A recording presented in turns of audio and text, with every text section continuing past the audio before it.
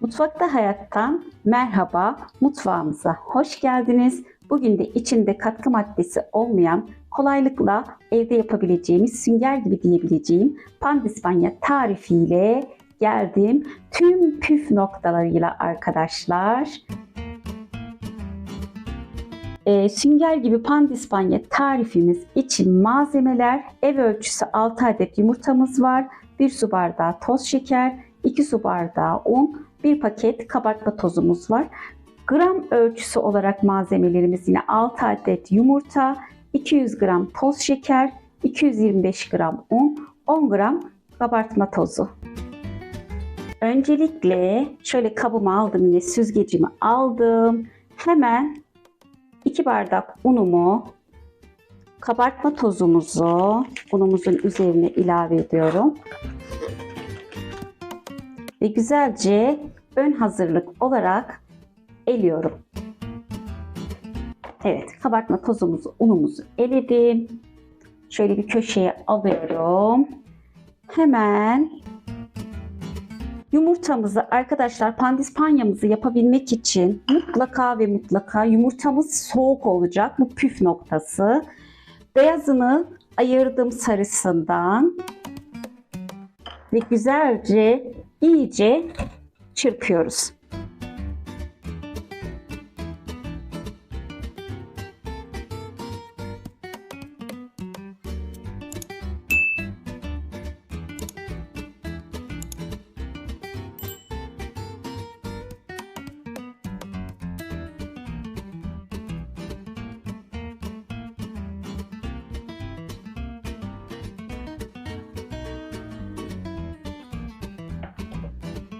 Yumurtamızı ilk önce iyice çırptım arkadaşlar ve şu şekilde kas katı oldu. Çevirdiğimizde kesinlikle yere düşmeyecek şekilde iyice çırpacağız.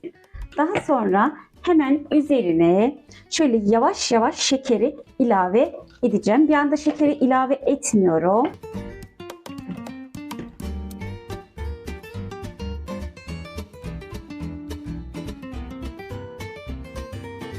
Evet, güzelce şekerimizi de yumurta beyazımıza yedirdik. Bu aşamada mikseri bıraktım arkadaşlar, çırpmıyoruz. Şöyle elimizle çırpmaya devam edeceğiz.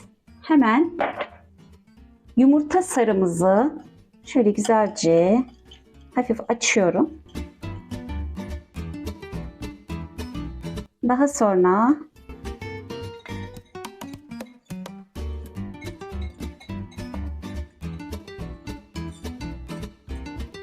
şekerli yumurta beyazımızı ilave edip güzelce hafif hafif yedireceğim. Yumurta beyazımızı kesinlikle söndürmeyeceğiz.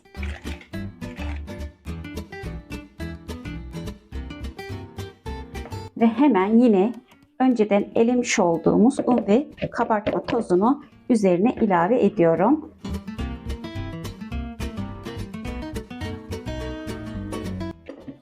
Yine bu aşamada yavaş yavaş yine alttan üste güzelce pandispanyamızı yapıyoruz.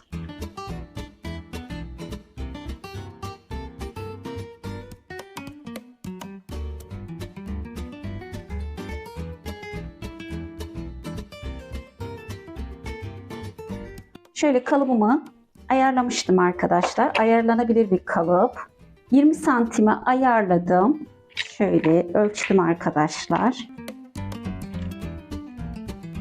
20 santime 20 santim olacak. Tüm güzelce pandispanya hamurumuzu kalıba alıyorum. Altına da yağlı kağıt serdim tepsimizin.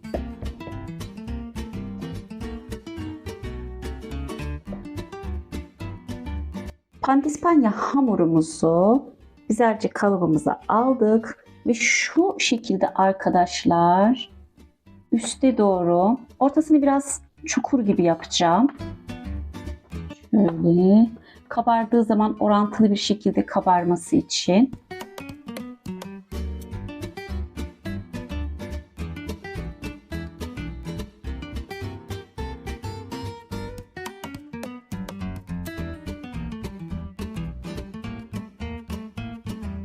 önceden ısıtılmış 150 derecede 45 dakika pişirmeye götürüyorum.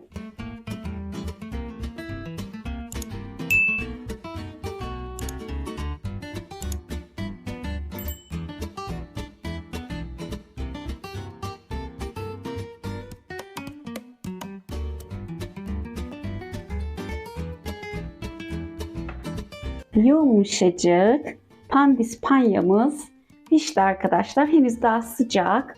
Hafif bir çökme oluştu. Her kekte olduğu gibi. Ve hemen altındaki yağlı kağıdı, henüz daha sıcak, çıkartıyorum.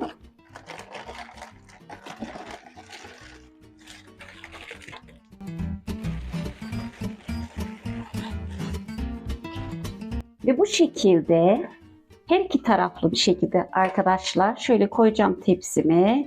Tamamen soğumasını bekliyorum. Kekimiz biraz soğudu. Henüz daha sıcak arkadaşlar. Sanırım ben biraz acele ettim. Siz mutlaka iyice soğuduğu zaman pandispanya kekinizi çıkartın. Şöyle bıçakla arkadaşlar güzelce kenarlarından, tabii ki bıçağımız mutlaka kalıbımızın boyunu geçecek. Ve güzelce kenarlarından tamamen çıkartıyoruz. Ben belirli kısımlarını açmıştım zaten.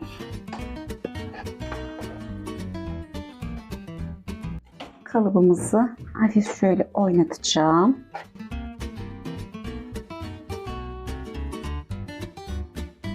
Evet.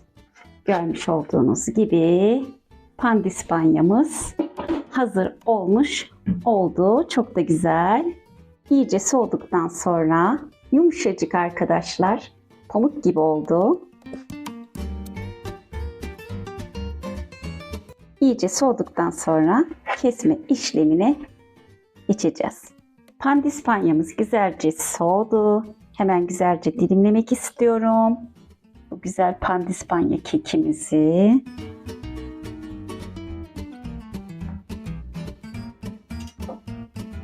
Evet, görmüş olduğunuz gibi yumuşacık pandispanya kekimiz hazır. Bunu alt kısmına kullanacağım pasta yapımında. O yüzden şu kısmını almak istemiyorum arkadaşlar. İsraf etmeyeceğim. Şöyle pandispanyamızı güzelce tabağa aldım. Pandispanyamız güzelce soğudu da dilimledim de pasta yapımına hazır oldu. Sizler de eğer kendiniz evde pasta yapmak istediğinizde gönül rahatlığıyla katkısız pandispanya yapabilirsiniz. İster oval kalıpta, isterseniz benim gibi kare çemberde, isterseniz kalp çember alıp farklı farklı çeşit pandispanya yaptıktan sonra pastalar yapabilirsiniz. Pasta kreması, pasta süslemesi ve pandispanyamız olduğuna göre pasta yapımında görüşmek üzere.